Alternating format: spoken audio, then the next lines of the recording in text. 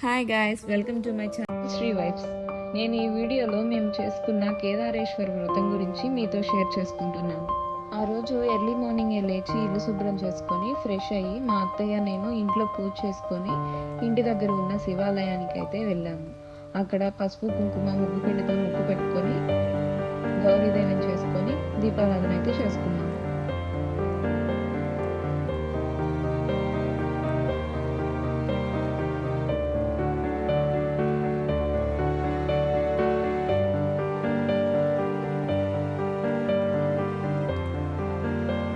ఇలా దీపారాధన చేసుకున్నాక అదే గుడి ప్రాంగణంలో ఉన్న ఉసిరి చెట్టు దగ్గర కూడా దీపారాధన చేసుకున్నాం.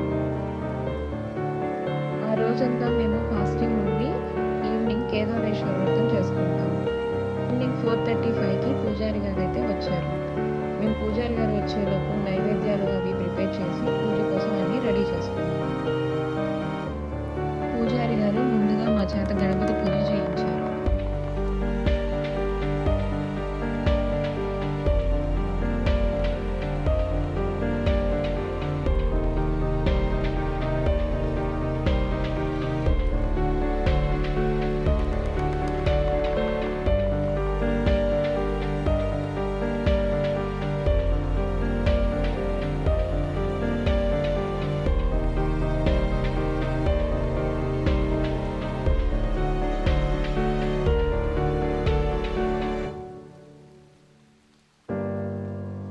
గణపతి పూజ చేయించిన తర్వాత వ్రత విధానం మొదలుపెట్టారు. ఈ వ్రత కథ ప్రకారం మొదట పార్వతీదేవి ఈ వ్రతాన్ని ఆచరించి శివుడిలో అర్ధభాగం పొందింది. ఈ వ్రతం ఆనవాయితీ ఉన్నవారు ప్రతి సంవత్సరం కార్తీక మాసంలో ఏదో ఒక సోమవారం ఈ వ్రతం చేసుకుంటారు. మేము ఈ వ్రతాన్ని 2వ సోమవారం కానీ 3వ సోమవారం కానీ చేసుకుంటాము. ఈ సంవత్సరం 2వ సోమవారం చేసుకున్నాము.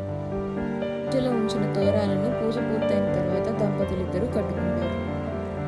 పూజలో 21 తమలపాకుల నుంచి ప్రతి తమలపాకులో ఒక కాయిన్, ఖర్జూరం, పసుపు కొమ్ము, ఒక్క ఉంచడం మాకు ఆనవాయితీ.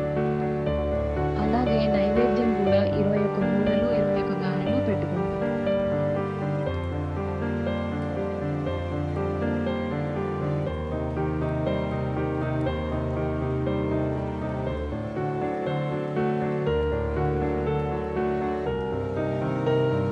పూజలో భాగంగా పూజారి గారు మాకు వ్రతకథ చదివి వినిపించారు.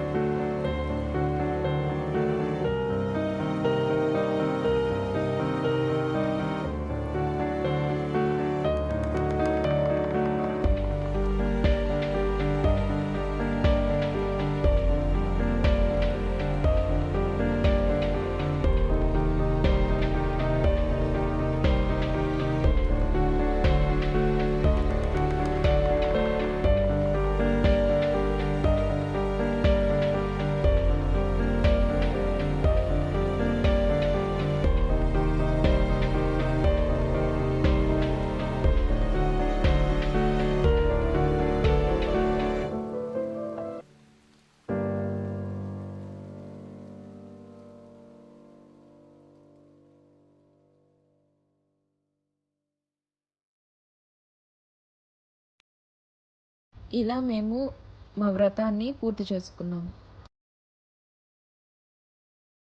పూజ అయిపోయిన తర్వాత పంతులు గారు మాకు తీర్థప్రసాదాలు ఇచ్చారు.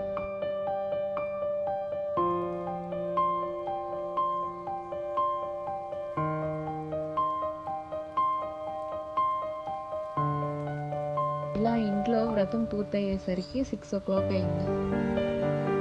ఆ తర్వాత మేము శివాలయానికి వెళ్ళి అక్కడ కూడా దీపారాధన చేసుకొని దేవుడి దర్శనం చేసుకొని ఇంటికి వచ్చాము.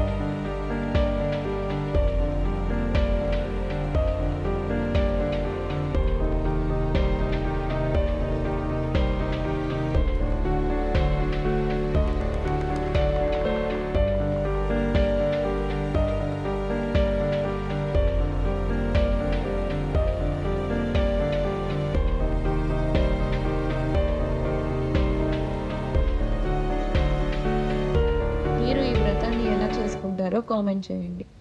అలాగే please hit the subscription button so you will get my upcoming vlogs. Thanks for watching. See you soon in my next mini vlog.